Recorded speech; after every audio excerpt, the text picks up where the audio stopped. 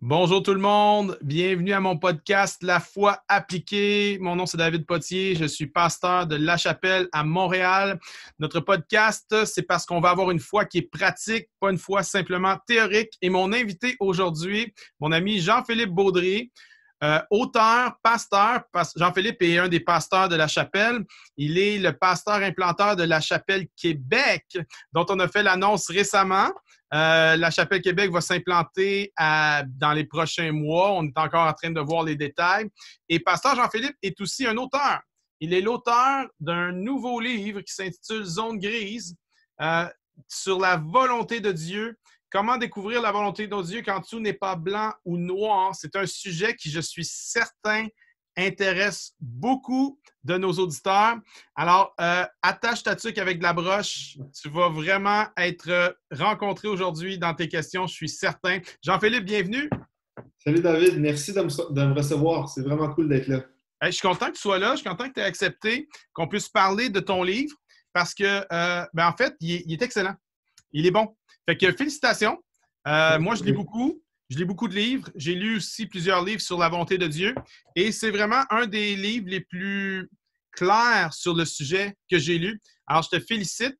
Et c'est très bien écrit en plus, accessible pour tout le monde, pratique. Franchement, chapeau, je suis très fier de toi. Puis toute l'Église est derrière toi dans ce projet-là. Merci David, merci. Le but, c'était justement ça, que ce soit pratique. J'ai lu beaucoup sur le sujet aussi, puis des fois, j'avais l'impression qu'on pelletait des nuages un peu quand Ouais, on parle de la ouais. volonté de Dieu. Mais puis ça va bien avec ton podcast, La foi appliquée. En fait, comment est-ce qu'on vit ça de façon pratique, la Oui. volonté de Dieu? C'est un peu l'intention du livre aussi, c'est d'avoir une conversation pratique sur ce sujet. Fait que c'est cool de pouvoir en parler aujourd'hui ensemble. Hey, dis-moi, quand tu as eu à cœur d'écrire un livre, tu aurais pu écrire un livre sur d'autres sujets. Qu'est-ce qui t'a poussé à écrire sur ce sujet-là spécifiquement? La première chose qui m'a poussé à écrire sur le thème de la volonté de Dieu, je te dirais que c'est parce que quand je suis revenu à Dieu moi-même il y a une dizaine d'années, c'est un livre que j'aurais aimé lire. J'aurais aimé ça que quelqu'un me donne un livre pratique sur le sujet. Un livre qui, lorsque moi je revenais à Dieu, mes notions bibliques, théologiques étaient assez nulles. Mhm. Alors, j'étais tellement perdu, je voulais tellement faire la volonté de Dieu, puis j'avais tellement peur de prendre une décision qui allait me sortir de la volonté de Dieu, que, en fait, j'aurais aimé ça avoir un livre qui parle du sujet en français, puis d'une manière pratico-pratique. Fait que je te dirais que ça, c'est la première chose qui m'a motivé à écrire le livre, parce que je me suis dit que si j'avais voulu, moi, le lire il y a plusieurs années, ben, il y a probablement des gens aujourd'hui qui aussi aimeraient ça avoir un livre qui aborde le sujet en français d'une manière pratique. Euh, je te dirais que la deuxième chose qui a motivé ce livre-là, ça a été vraiment lorsque j'étais pasteur jeunesse. J'avais fait une série qui s'appelait Dieu, sa volonté et moi. Puis c'était un peu sur le même thème de la volonté de Dieu, parce qu'on essayait de réconcilier le fait que Dieu semble avoir des projets pour nous. Mais ça veut dire quoi pour nous aujourd'hui, ça? Comment est-ce qu'on fait pour marcher là-dedans aujourd'hui? Puis, si je mets à part les séries sur les relations goffées, parce que ça, c'est une catégorie à part, Oui. dans le mouvement jeunesse, c'est toujours les séries les plus écoutées, les plus populaires. Si je mets ça à part, ça a été de loin la série où j'ai eu le plus de feedback, plus de messages et le plus de questions. Puis alors qu'on a fait cette série-là, j'ai réalisé en fait que pour les jeunes où j'étais pasteur, euh, les gens ne savaient pas du tout par quel bout commencer pour découvrir c'est quoi la volonté de Dieu pour leur vie. Fait que j'ai vu un énorme besoin là-dedans, dans ce thème-là. Fait que je te dirais que ça a été vraiment la dernière petite poussée qui m'a poussé à faire le livre. Parce que j'ai vu qu'il y avait un énorme besoin juste de clarifier un peu de quoi on parle exactement quand on Oui. parle de la volonté de Dieu. Je suis tout à fait d'accord avec toi que c'est un grand besoin. J'ai été pasteur jeunesse moi aussi. Puis oui, numéro un, relation homme-femme, sexualité, ça c'est le premier sujet que quand tu es pasteur jeunesse que les gens veulent entendre. Le deuxième, c'est celui-là. C'est la volonté de Dieu. Alors c'est un bon choix. Puis c'est vrai que le besoin est là et pas juste chez les jeunes. Parce que là, moi, il y a du monde qui nous regarde. Ah, c'est pour les jeunes. Non, non, non, non, non. Moi, je voyage beaucoup. Je prêche dans des églises partout et je vois partout des chrétiens paralysés parce qu'ils ont une mauvaise compréhension de ce qu'est la volonté de Dieu. Mhm. Et il y a toute une armée là, qui fait juste attendre parce qu'ils n'ont pas reçu d'ordre selon eux. Alors, ils attendent la volonté de Dieu et en attendant, ils font quoi? Pas grand-chose. parce que les gens ont une mauvaise compréhension de c'est quoi la volonté de Dieu. Alors, moi, je suis content qu'on puisse parler de ce sujet-là aujourd'hui pour aider nos auditeurs à un peu démystifier tout ça. Donc, j'aimerais enchaîner avec cette question-là. Peux-tu nous donner un petit portrait rapide, là? Je sais qu'on n'a pas le temps de voir en profondeur, mais juste un petit portrait rapide de c'est quoi la volonté de Dieu, une espèce d'introduction à la théologie de la volonté de Dieu. Oui.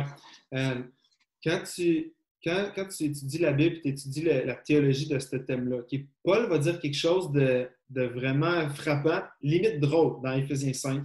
Il parle aux Éphésiens puis il va leur dire « Ne soyez pas stupides, mais comprenez ce qu'est la volonté de Dieu. Mm-hmm. » Il y a une notion là-dedans, il ne faut pas que tu sois trop sensible quand tu lis ce verset-là parce que tu vas être blessé. Mais oui. Paul, ce qu'il est en train de dire derrière ça, c'est qu'il faut qu'on comprenne c'est quoi. Lorsqu'on parle de la volonté de Dieu, il y a une notion, c'est qu'il faut qu'on cherche en fait à comprendre de quoi on parle exactement. Oui. Puis dans la Bible, il y a beaucoup de versets noir sur blanc en fait qui nous aident à avoir une meilleure idée, à mettre un cadre en fait sur comment est-ce que Dieu parle puis de quoi on parle exactement quand on parle de la volonté de Dieu. Premièrement, lorsque tu regardes dans la volonté de Dieu, les théologiens vont dire qu'il y a surtout trois types de volonté de Dieu. Il y a comme 3 niveaux de volonté de Dieu, si tu veux. Oui. Le premier serait ce qu'on appelle la volonté universelle de Dieu. Ça, en gros, c'est que Dieu est souverain, Dieu a un plan, et que Dieu, dans sa volonté, va faire des choses et son plan va s'accomplir, qu'on soit d'accord avec ou non. Par exemple, tu regardes la création, Dieu a décidé dans sa volonté de créer le monde. Il n'a pas eu besoin d'avoir un comité, de faire passer un vote pour créer. C'était sa volonté de créer ça. Ça rentre, si tu veux, dans la volonté universelle de Dieu. Oui.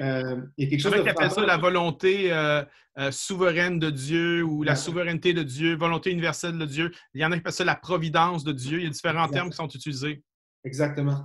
Puis dans le livre, moi, je vais l'illustrer avec des cercles. Moi, je suis quelqu'un de visuel. Puis ça m'aide à comprendre, en fait, où est ma place là-dedans. Parce que quand Paul dit « Soyez pas stupides, mais comprenez la volonté de Dieu », moi, il y a aussi l'aspect là-dedans que ça résonne beaucoup, que, en fait, elle est où ma place, moi, là-dedans?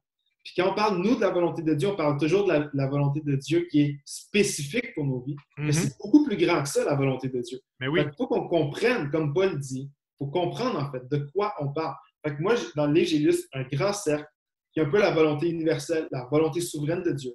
À l'intérieur de ce cercle-là, tu retrouves ce que moi j'appelle la volonté morale. D'autres vont appeler ça le cadre moral de Dieu. Oui. Et ça, c'est ce qu'on appellerait la loi. C'est ce qu'on appellerait, nous aujourd'hui, c'est la Bible qu'on peut tenir les Écritures. Exactement. Mais ça, bibliquement, c'est la volonté révélée de Dieu. Exact. Il y en a qui l'appellent la volonté révélée. C'est une autre façon que... Exactement. Oui. C'est que la parole de Dieu, c'est la volonté révélée de Dieu. Ça veut dire voici ce que Dieu veut pour nous. Voici le cadre dans lequel il nous suggère de marcher. Dans le sens que si la volonté morale est quelque chose qu'on soit croyant ou non, on vit dans la volonté universelle de Dieu. La volonté morale, elle, est différente parce que Dieu ne l'impose pas, il la suggère. C'est comme si Dieu suggère, voici une route sur laquelle je t'appelle à marcher. Tu as le choix d'y aller ou non. Ça, c'est la parole, c'est la loi, c'est les commandements, c'est la parole de Dieu. Puis ça se trouve dans la volonté universelle. Puis à l'intérieur de la volonté universelle et à l'intérieur de la volonté morale, le plus petit cercle, tu vas retrouver la volonté spécifique de Dieu. Yes. Et ça, c'est ce qui nous intéresse la plupart du temps. C'est ce que nous, on veut savoir. C'est quoi les projets que tu as pour nous, Seigneur? C'est quoi les plans que tu as pour moi? Fait que la volonté spécifique va toujours se trouver dans la volonté morale, qui est dans la volonté universelle. Exact. Ça, je te dirais, je te résume une théologie deep, mais je te résume ça rapidement. Lorsqu'on parle de la volonté de Dieu, il faut comprendre que la volonté de Dieu ne tourne pas autour de ma vie, puis elle ne tourne pas autour de nos vies. Dieu a un grand projet. Exact. Le point de départ, en fait, c'est de dire à Dieu, OK, Seigneur, mais elle est où ma place dans ce que tu es déjà en train de faire? Dieu avait des projets avant nous, puis si Jésus tarde à venir, il va avoir des projets après nous. Oui. Mais alors qu'on est là, elle est où ma place, moi, là-dedans? Donc, ça, c'est le point de départ. Cette volonté morale, en fait, tu n'as pas besoin de prier là-dessus. Tu n'as pas besoin de prier, c'est déjà révélé, c'est déjà écrit dans la parole. Ce que ça prend, c'est de l'obéissance à ce qui est déjà révélé. Maintenant, la volonté spécifique, elle, tu as besoin de prier dessus parce que c'est pas blanc ou noir, comme tu dis. C'est pas bon ou mauvais. Ça peut être bon et bon. Exactement. Exactement. Et c'est là que c'est le plus difficile, hein? Exact. Exact. Parce que si on est honnête, c'est autant que la volonté morale de Dieu, elle est vraiment écrite noir sur blanc. Tu as plein de versets dans la Bible. Si tu fais une recherche, juste une petite recherche sérieuse de quelques minutes, tu vas trouver plein de versets où c'est écrit noir sur blanc, voici la volonté de Dieu. Ben oui. C'est toujours par rapport à trait de caractère, à qui on devient, etc. Mais tu n'auras jamais le verset qui va dire est-ce qu'il faut que tu ailles à telle université ou telle université. Exact. Ça fait deux excellentes universités. Mais comment tu fais pour choisir? Mais Oui. ça, tu ne vas pas trouver ça dans la Non. Bible. Il est là le défi. Donc, ce n'est pas des choix bons ou mauvais, c'est des choix bons ou bons. C'est gauche ou droite, là. Et qu'est-ce que je dois choisir? Et souvent, on est dans ces situations-là. Donc, dans ton livre, tu nous donnes différentes clés pour justement être capable de discerner cette volonté spécifique de Dieu dans des choses qui ne sont pas écrites noir sur blanc dans la Bible. Tu donnes différentes clés, puis une des clés que tu donnes, c'est la vision. En quoi une vision peut venir nous aider dans le discernement de la volonté spécifique de Dieu? Quand tu étudies la Bible, tu réalises rapidement que le Dieu de la Bible, c'est un Dieu de vision. Tu ne peux pas dissocier le Dieu de la Bible avec le thème de la vision. La volonté de Dieu et la vision doivent aller ensemble. Tu vois, moi, j'ai été frappé il y a plusieurs années quand je commençais dans le ministère. Puis j'avais une conférence de pasteurs et leaders. Puis j'étais à une table avec d'autres pasteurs plus expérimentés que moi.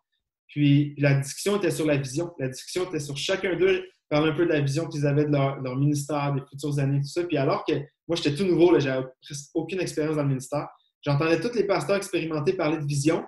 Puis j'espérais que personne me demande c'était quoi ma vision parce que je n'avais pas. Puis je réalisais en fait que c'était un problème. Je ne sais pas c'est quoi. Puis alors que la conférence est finie, je te dirais, je me souviens presque rien de la conférence. Tout ce que je me souviens, c'est que j'étais tellement malaisé que tout le monde avait l'air d'avoir une vision pour sa vie. Puis moi, j'étais autour de la table. Je n'avais aucune idée. Ma vision, c'était de survivre à ma prochaine prédication le vendredi soir. Tu sais. Oui. Bon, vas-y. By the way, il y a plein de gens qui se sentent comme ça en ce moment. Exact. Il y a plein de gens qui entendent ça, ben, vision. J'en ai pas de vision, moi, je sais pas. Puis il y a des gens qui sont complexés. Et là, ce que tu as vécu à cette table-là, moi, je l'ai vécu avant. Je me disais, lâchez-moi tranquille, la vision, j'en ai pas. Je sais pas c'est quoi, moi, j'ai aucune idée. Donc, c'est vraiment important d'éclaircir ça. Parle-nous un peu plus. Oui, parce que quand tu regardes dans la Bible, ben, tu vois que Dieu va donner un rêve, Dieu donne une direction, Dieu va s'assurer que les gens qui le dirigent sont dans une vision claire. Puis tu vois, en fait, dans la Bible, que la façon que Dieu voit les choses, c'est différent de nous. Fait qu'on a besoin d'avoir la vision de Dieu pour notre vie parce que Dieu ne voit pas les autres comme nous on les voit. Dieu ne voit pas notre futur comme nous on le voit. Dieu ne nous voit pas comme nous on se voit nous-mêmes. Fait qu'on a besoin d'avoir la perspective de Dieu, la vision de Dieu pour notre vie, si on veut marcher selon sa volonté. Quand tu regardes des personnages comme Moïse, comme David, comme Élisée, comme Paul, il fallait que Dieu ait une vision avec ces gars-là parce qu'au moment où Dieu va les prendre, ben, personne n'aurait pu penser que Dieu aurait fait ce que Dieu a fait avec eux. Mais Oui. Dieu avait une vision pour leur vie. Je te dirais que la vision va nous aider à avoir la perspective de Dieu pour notre vie. Maintenant, la vraie question là-dedans, c'est comment on fait pour avoir une vision de Dieu? Comment est-ce que je peux savoir si la vision que j'ai ou ce que j'ai à cœur, comment est-ce que je fais pour savoir si ça vient de Dieu? Puis ça a été une question que moi, je me suis battu avec longtemps. Parce que je me suis toujours demandé, en fait, pourquoi est-ce que Dieu, il n'y a pas une section dans la Bible où il y aurait un chapitre qui dit voici, exemple, les 5 étapes pour découvrir la vision de Dieu pour ta vie. Pourquoi est-ce qu'il n'y a pas un chapitre comme ça dans la Bible? Pourquoi est-ce qu'il n'y a pas juste 3 clés, 5 étapes, whatever, pour avoir cette vision-là? Oui. Puis en fait, il ne l'a pas dans la Bible. Puis Dieu a jugé bon que ça ne soit pas dans la Bible. Puis je crois qu'une des raisons pour laquelle il n'y a pas de chapitre comme ça, il n'y a pas une section de la Bible qui est comme ça, c'est parce que Dieu ne veut pas que notre relation qu'on a avec lui soit une relation utilitaire. Où ce que je suis en relation avec Dieu, je veux être près de Dieu, mais parce que je veux avoir une vision. Ou je veux me rapprocher de Dieu juste parce que je veux qu'il me donne une direction à ma vie. Oui. Parce que le danger là-dedans, c'est qu'en fait, aussitôt qu'on aurait cette direction-là ou cette vision-là, bien, on peut s'éloigner de Dieu parce que maintenant, on a la vision. Oui. C'est des raisons pour lesquelles je crois que Dieu n'a pas mis une section 5 étapes faciles pour avoir une vision. C'est parce que tu ne peux pas dissocier la vision de Dieu du Dieu de la vision. Oui. Tu ne peux pas dissocier ça. Ce n'est pas quelque chose que tu peux aller chercher de Dieu, puis après ça, tu peux partir avec, puis marcher sans Dieu avec cette vision-là. Tu ne peux pas dissocier ça. Oui. Et je crois que Dieu va se révéler proportionnellement à la proximité qu'on a avec lui. Oui, tout à fait. Ça, je le crois. Je crois que Dieu va révéler la vision, Dieu va révéler ses projets proportionnellement à la proximité qu'on va avoir avec lui. La OK. vision, ce n'est pas quelque chose que tu peux aller chercher de Dieu puis partir avec après. Donc, pour toi, la vision, c'est vraiment comme un. En fait, la vision va servir comme un. Les gens vont dire en quoi la vision, je ne comprends pas le lien. En fait, ça sert comme une espèce de filtre, si on veut. Lorsque tu as une vision claire de ce que Dieu t'appelle à faire, vision claire ne veut pas dire dans tous les petits détails. Les gens interprètent vision claire, tous les petits détails parfaits. Non, non, non, non. C'est un sens, c'est pas une carte détaillée, c'est une boussole. C'est une boussole. C'est une direction, ça, c'est la direction.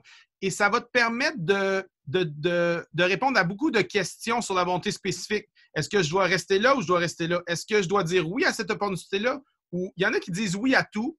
Il y en a qui courent après tout. Si tu dis oui à tout, tu ne vas probablement rien accomplir dans ta vie. Donc, la vision sert d'espèce de filtre pour venir épurer et enlever les choses qui ne sont pas directement connectées à la vision. Moi, personnellement, 8 décisions sur 10, je les prends à travers le fil de la vision. Oui. Et souvent, on me dit, j'ai même parfois des opportunités qui seraient bonnes pour moi, David Potier, mais qui sont pas nécessairement, qui ne servent pas à faire avancer la vision que Dieu m'a confiée. Je dis non à ces opportunités-là. Exact. Parce que la vision, ce n'est pas moi. La vision, c'est celle que Dieu m'a donnée, puis celle que Dieu m'appelle à servir, cette vision-là, pas me servir de la vision que Dieu m'a donnée. Ça fait qu'il y a plein d'opportunités qui seraient bonnes pour moi, des trucs payants, des trucs qui pourraient me donner plus de visibilité, ou etc., que je ne fais pas, que je refuse parce que ce n'est pas pour m'aider à accomplir la vision. Je dis non. Alors, c'est important, ça vient servir de filtre. Ça va vite. J'aimerais ça qu'on avance dans la prochaine clé parce que les gens vont pouvoir voir plus en détail dans le livre s'ils le veulent et j'espère qu'ils vont se le procurer. Tu as aussi une section sur les décisions. Ouais. Comment prendre des bonnes décisions selon la volonté de Dieu? Peux-tu juste nous dire quelques petits, quelques cues là-dessus, quelques clés? Oui. Si la vision va donner une direction, une fois que tu as la bonne direction, comme tu disais, tu n'as pas toujours les détails. Tu n'as pas toujours les détails. Puis lorsque tu marches avec Dieu, ben, tu marches une journée à la fois avec lui, puis alors que tu avances une journée à la fois, tu le suis une journée à la fois, la direction se clarifie une journée à la fois. Ouais. Il va y avoir tellement de décisions. Si on est en aide, là, ce sont des décisions à chaque jour à prendre. C'est pas juste une fois, tu dis, OK, maintenant, je veux dans la volonté de Dieu. Puis c'est une décision une fois. Non, c'est des décisions à chaque jour, puis dans tous les domaines. Puis comme tu dis, bien, on est bombardé par des choix à faire, des décisions à prendre. Puis comment est-ce qu'on peut faire, en fait, pour prendre des décisions puis s'assurer qu'on est dans la volonté de Dieu? Puis dans le livre, je vais suggérer qu'il y a une décision qui, avant tout le reste, est importante. Puis je l'ai mis dans le livre parce que je crois vraiment qu'il y a trop de croyants qui ne la prennent pas, cette décision-là. Puis c'est la décision de suivre Jésus sans plan B. Puis de vivre pour Dieu sans avoir de plan B. Puis dans le livre, je vais prendre l'exemple d'Élisée. Tu sais, quand Élie arrive, met son manteau sur lui, l'appelle à le suivre. Élisée le suit, mais Élisée ne fait pas juste le suivre. Tu sais, il brûle l'attelage. Il brûle son équipement de travail, qui était son gagne-pain, qui était sa sécurité. Il aurait pu se dire, si ça ne marche pas avec Élie, je peux toujours revenir à ce que je connaissais, à ma job. Élisée va le suivre, il brûle tout. Ça veut dire qu'Élisée ne garde pas de plan B. Ça veut dire qu'il décide de suivre Élie en se disant, il faut que ça marche. Je suis Élie, peu importe ce qui va arriver, j'ai plus d'autres endroits, j'ai plus de plan B, je ne peux pas retourner à ce que j'étais avant. Ça, pour moi, c'est la décision qui englobe toutes les autres. Si déjà, en tant que croyant, on prend la décision de suivre Jésus, comme Élisée a décidé de suivre Élie, je crois qu'on se met dans une position où ce que Dieu peut vraiment nous amener dans des choses qu'on n'aurait jamais imaginées. Puis dans ses projets, c'est dans cette route-là qu'on va le voir. C'est si on n'a pas de plan B. Puis je crois qu'il y a trop de gens qui passent à côté, par exemple, de ce que Dieu pourrait avoir pour leur vie parce qu'ils ont plein de plans B ou qu'ils ont plein de conditions. Tu vois, dans l'histoire avec Élisée, Élisée décide de suivre Élie sans aucune condition. Il décide juste de le suivre, il brûle les plans B, puis il s'en va. Mais moi, j'ai vu tellement de gens là, au fil, j'ai pas beaucoup d'expérience dans le ministère, mais j'ai vu tellement de gens qui sont prêts à suivre Dieu, mais il faut qu'il y ait tel salaire annuel, par exemple. Si je ne peux pas aller en bas de ça, je ne peux pas descendre mon train de vie. Ou si Dieu m'appelle à aller dans un autre pays, bien, c'est sûr que je n'irai pas. Tu sais, dans le sens qu'on est prêt à suivre Jésus, mais jusqu'à un certain point. La décision pour moi de suivre Jésus sans plan B, de me dire je suis Jésus, peu importe ce que ça me coûte, peu importe où ce qu'il va m'appeler à aller, peu importe le prix que je vais avoir à payer, que ce soit dans mon train de vie, que ce soit dans mes relations, que ce soit dans la place où je vis, dans ce qu'il va m'appeler à faire. Tant qu'on ne prend pas la décision de suivre Jésus sans plan B, je crois que ça va être très, très difficile d'expérimenter tout ce que Dieu a pour nous. Absolument. Moi, je crois que c'est là où le bas blesse. Ouais. Les gens trouvent que la volonté de Dieu, c'est quelque chose de compliqué parce que souvent, on ne donne pas une page blanche à Dieu. On lui donne un truc où ce qu'on a écrit plein de petits caractères en bas de page, des clauses d'exception de « Ah, Dieu, je veux faire ce que tu veux », mais en réalité, on ne veut pas faire ce qu'il veut, on veut faire ce qu'on veut. Ou on veut faire ce qu'il veut si ça fit dans nos critères et dans les paramètres qu'on s'est mis. Exact. Donc, c'est pas si compliqué que ça, la volonté de Dieu. Je crois vraiment, vraiment, vraiment que le fondement pour avoir une révélation de ce que Dieu nous appelle à faire dans sa volonté spécifique, c'est ce cœur-là. Ouais. C'est de brûler l'attelage. C'est ce que j'appelle la page blanche. Donne à Dieu une page blanche. C'est vraiment ce que j'appelle aussi être malléable. Est-ce que tu es vraiment malléable? Ouais. Parce que si tu as ce fondement-là, moi, je crois, Dieu veut nous révéler sa volonté bien plus qu'on veut la mettre en pratique. Clairement. Clairement. Pour moi, Dieu, c'est un Dieu qui veut se révéler. C'est souvent nous qui avons de la misère à obéir, en fait, à ce qu'il Dieu nous demande. Puis ce principe-là, pour moi, c'est pour ça que c'est la décision qui englobe toutes les autres. Mais après ça, il y a quand même d'autres décisions à prendre. Puis souvent, on utilise l'image des décisions avec des portes. Est-ce que je prends cette porte-là ou l'autre porte? Dans le livre, j'énumère 3 types de portes. Il y a 2 types de portes qui sont plus simples à voir. C'est les portes d'opportunité, quand Dieu ouvre une porte, puis quand Dieu ferme une porte. C'est souvent pas agréable, mais moi, c'est clair. Quand Dieu ferme la porte, il la ferme. Quand Dieu ouvre une porte, ben, c'est le fun, puis c'est clair aussi. Mais la réalité, c'est qu'il y a plein d'endroits où ce qu'on est dans plein de portes ouvertes en même temps. Plein de portes ouvertes, ou tu es face à plein de portes en même temps, puis tu as le choix. Puis c'est pas clair. C'est pas clair laquelle prendre. Fait que ça, c'est ce qui est dans le livre, j'appelle les portes de décision. Parce que tu es face à des portes, puis là, il faut que tu décides. C'est pas clair. Il faut que tu décides laquelle prendre. Puis dans le livre, j'énumère des principes qui nous aident à le faire. Par exemple, c'est sûr, parole et prière, conseil des autres. La sagesse provient d'une multitude de conseillers. Mais je crois dans tout ça que Dieu, par-dessus tout, nous appelle à être capable de développer la capacité de prendre des décisions sages qui vont glorifier sans toujours attendre un signe de la part de Dieu. Oui. Puis je crois que c'est à cet endroit-là que les gens sont paralysés.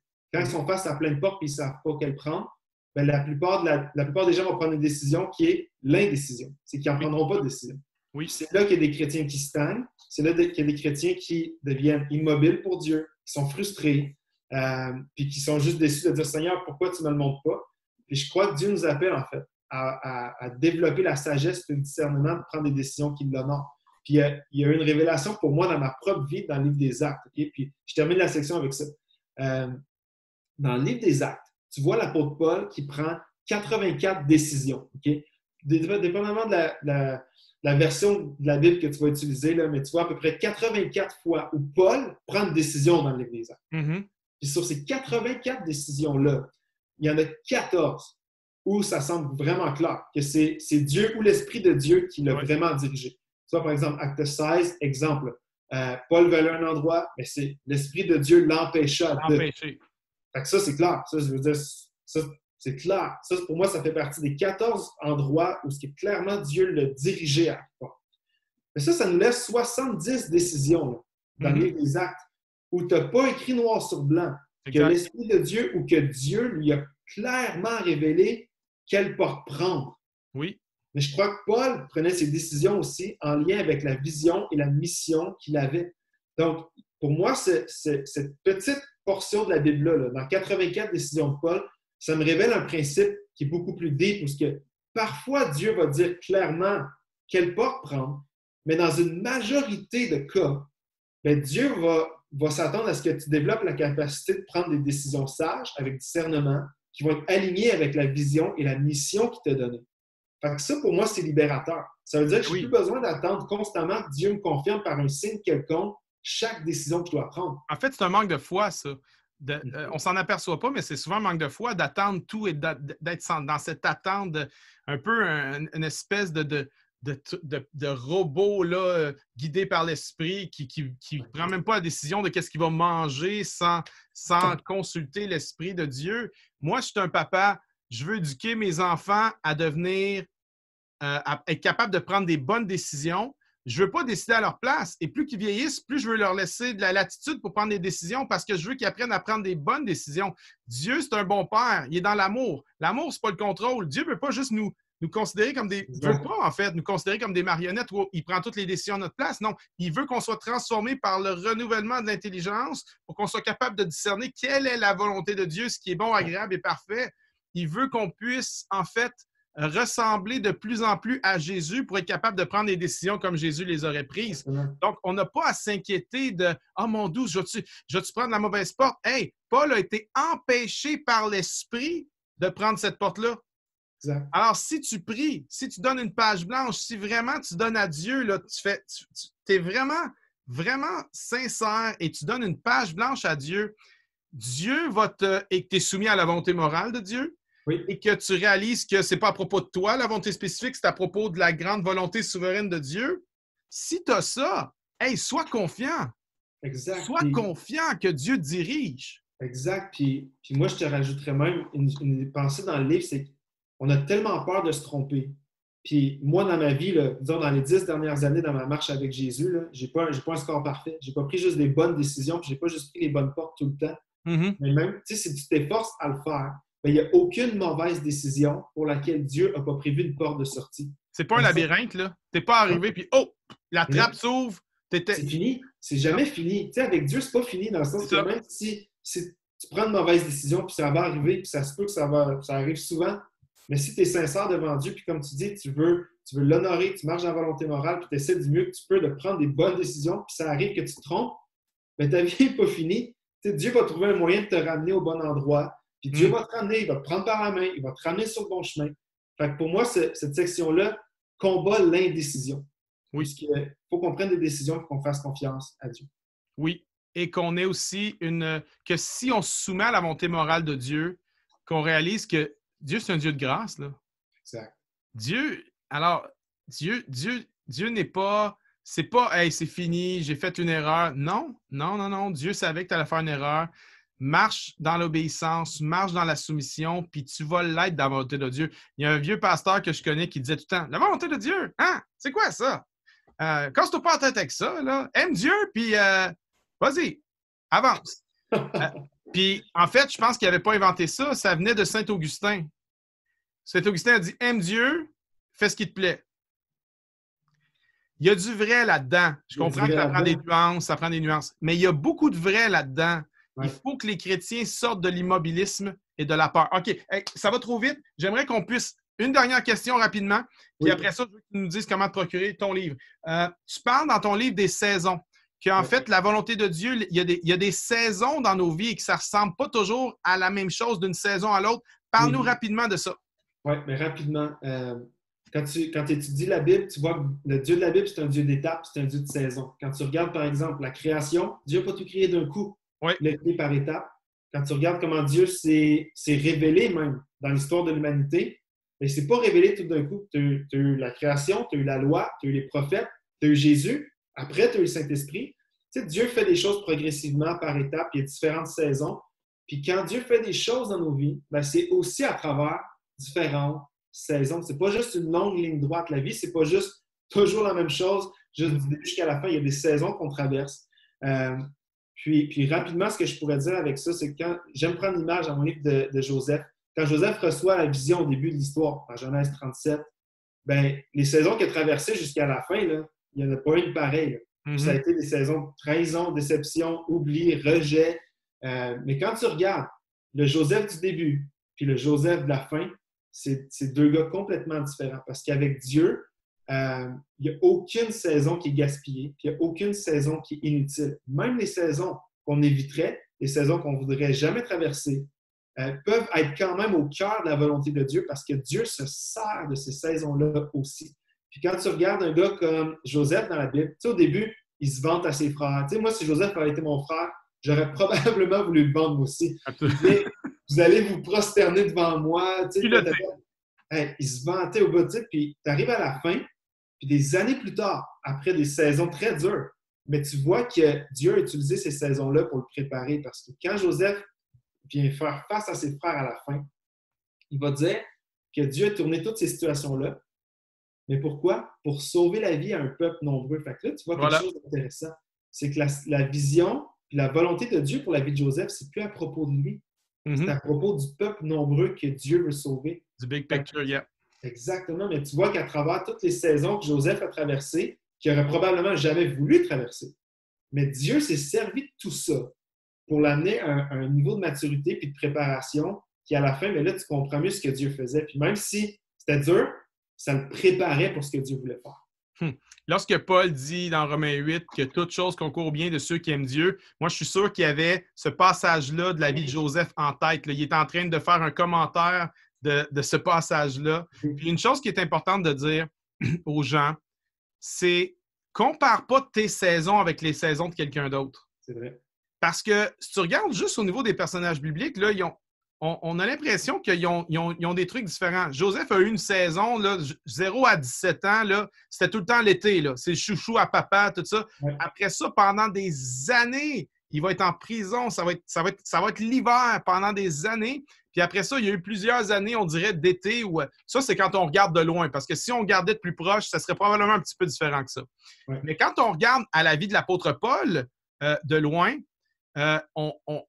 on peut voir, hey, bonne nouvelle, mauvaise nouvelle, bonne nouvelle, mauvaise nouvelle, constamment. Là. Donc, des courtes saisons d'été, d'hiver, de printemps, ça n'arrête pas. Il ne faut pas comparer nos saisons aux saisons des autres. Dieu agit différemment dans la vie de chacun. Et lorsqu'on tombe là-dedans, c'est très, très, très dangereux. On va être découragé. On va penser que Dieu nous aime moins qu'un autre. C'est vraiment important. Dieu agit d'une manière unique avec toi. Dieu sait ce qu'il fait. Fais-lui confiance. Marche dans ce que tu sais. Abraham partit sans savoir où il allait. Mais il savait qu'il fallait qu'il parte.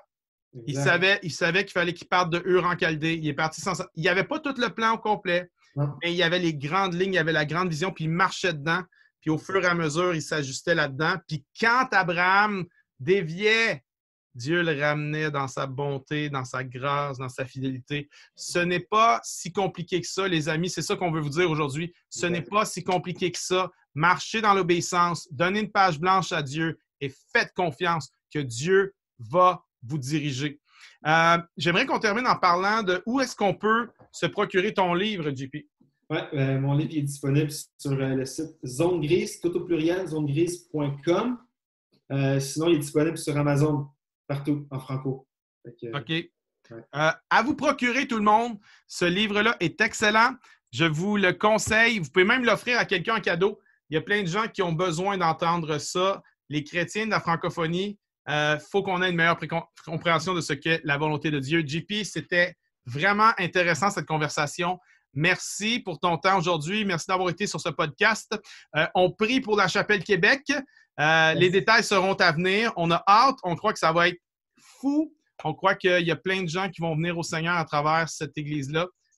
Puis, on est 100% derrière toi et Valérie. Fait que, on vous aime. Puis, merci d'avoir été là aujourd'hui. Merci David de m'avoir invité. Merci pour ton temps, ta confiance. Puis, je veux juste te remercier pour le modèle que tu es pour moi. Si un jour je peux accomplir la moitié de ce que tu vas avoir accompli, je vais être content. Ah, ben, t'es bien parti pour accomplir plus parce que tu as d'avance sur moi dans l'âge, mon ami. À ton âge, je n'avais pas écrit un livre. J'ai pas mal plus que ton âge, puis j'ai toujours pas écrit de livre. Donc, les plus jeunes nous poussent, puis c'est bon, c'est une bonne chose. Salut tout le monde. À la semaine prochaine. Bye bye.